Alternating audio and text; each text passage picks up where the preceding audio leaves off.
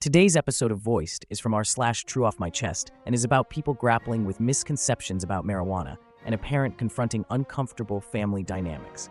How will these revelations change their lives? Subscribe if you enjoy. Marijuana is not harmless, and anyone who says otherwise is dangerously misinformed. I've smoked weed every day for most of my life. I've always believed it to be a safer alternative to drinking alcohol. People say it all the time. Nobody has died from smoking too much weed. You can't get addicted to marijuana. I truly believed these things. But I was addicted, and I almost didn't make it to my 30th birthday today because of it. The fact that I needed to smoke every day just to feel normal is testament enough. I wasn't smoking to get high anymore. I was smoking just to start my day. I felt like I couldn't function without it. I couldn't function at all, and I'm only realizing this now. I wasted 15 years of my life being stoned and depressed on the couch. I had no desire to do anything that made me happy. I had no desire to do anything at all. Because of marijuana, I settled for mediocrity every day for 15 years. So much of my life wasted. Then I got really sick, vomiting and nausea for 2 weeks. I lost 20 pounds in that time. The doctors told me to stop smoking, and I didn't listen. It can't be the marijuana, I thought. It's harmless. I choked it up to a bad bottle of wine. A couple of months later, it happened again. This time, vomiting for 5 days. Again, I thought it was just a bad hangover and went to the doctor in hopes of getting an intravenous line to restore my fluids. The doctor had one feel of my chest, and I was rushed to the emergency room with subcutaneous emphysema as a result of cannabis hyperemesis syndrome. Essentially, I had so much tetrahydrocannabinol built up in my tissues from years of use. It was starting to seep into my digestive tract, and it was making me sick. The extreme vomiting that resulted caused me to tear my esophagus, which meant air was getting into my chest cavity. The doctor said that my x-rays showed so much air in my chest that another day or two of vomiting could have resulted in my heart exploding. On my nephew's first birthday, a week before my 30th. To think of what I could have done to my friends and family breaks my heart. CHS seems to affect some heavy smokers and not others. Doctors do not seem to know why, but what my doctor did tell me is I was incredibly lucky to have stopped vomiting when I did. He also told me that nowadays, with weed being legal and tetrahydrocannabinol concentrations being so high, most of the cases of nausea and vomiting that come into the emergency room are related to marijuana use. Weed is not a harmless plant. It's still a drug, and like any drug, there are consequences to its use. We need to be more honest about what these dangers are, both physically and mentally, especially with young people. I almost destroyed so many lives because of my habit. I could have ruined my nephew's birthday for everyone, forever. I've already wasted so many of my best years being stoned. I'm quitting cold turkey. I'm not touching this stuff again. I'm just sorry it took this long. I'm celebrating my 30th birthday today sober, and I've never been more excited about life. If you've been thinking about quitting, take this as a sign. Don't let yourself waste away like I did. I came here as an addict to admit I have a problem with weed. The problem is mine, and yet so many of you think you can tell me what I've been through.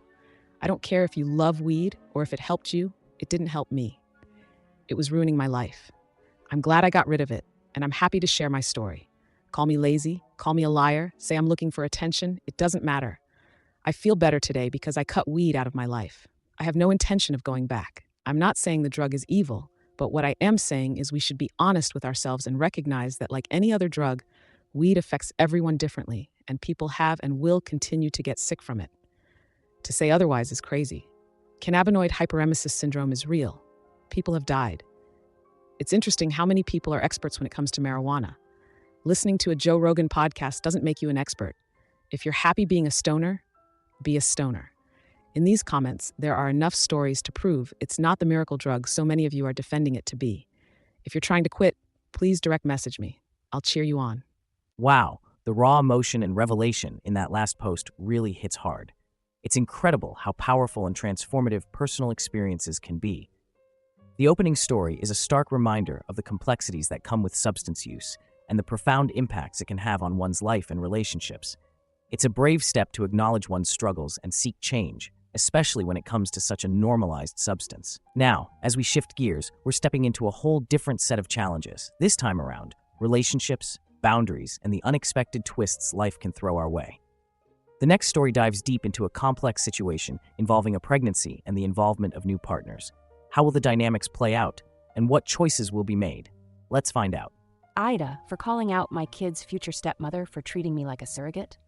I, a 20 years old female, dated a guy, Joe, 30 years old male, for 3 months before he left me to go back to his ex Kim, 30 years old female.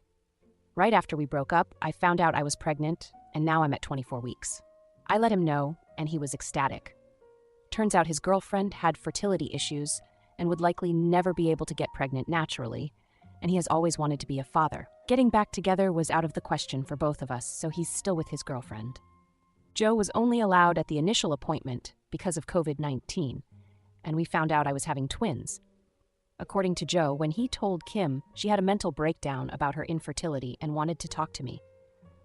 I met them at their house, and Kim stated that she wanted to be involved in my pregnancy because she would eventually be the children's stepmother. She started telling me that I needed to do a home birth, that I needed to formula feed so that they could have the babies half of the week, that she wanted one boy and one girl, and that she wanted the kids to call her mama since they would be calling me mommy. I shut her down and said I would make the best choices for my children and my body and left. Kim continued to be overbearing and texting me every day about my eating habits, exercise habits, and complaining about how her job wouldn't let her take maternity leave. At the virtual genetics counseling appointment, she attended instead of Joe and took over the whole meeting, trying to talk about her family history, which wasn't relevant. When it came time for my 20-week level 2 scan, they allowed me one guest, and Joe suggested I take Kim instead of him, which I refused to do. Joe did end up coming, and he found out the gender because I wanted to keep it a surprise for me so we could throw a gender reveal party.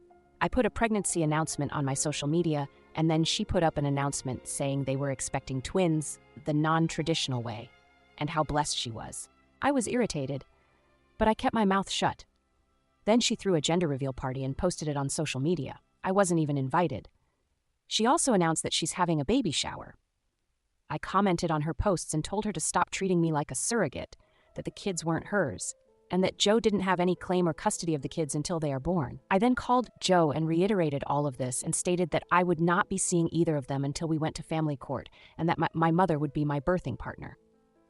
He and Kim and some of her friends and family are saying I'm being unreasonable, and her mother even called and insisted I give her one of my babies, like this is the parent trap? So am I the asshole? I went to the police, but they stated that there was nothing they could do because a crime hadn't been committed.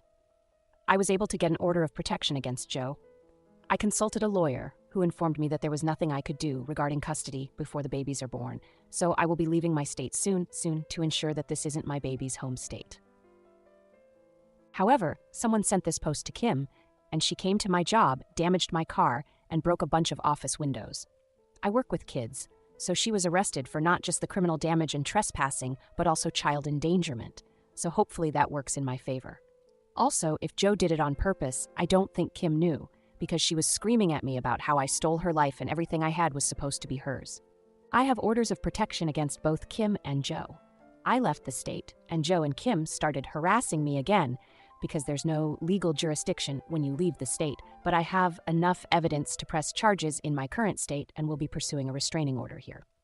Before I dive into today's posts, please consider subscribing for more thought-provoking content. Wow, the first story really hits hard with a stark reality of addiction. Even when it comes to marijuana, it's a powerful reminder that what's perceived as harmless can have serious consequences. I admire the courage it took to share such a personal journey towards sobriety.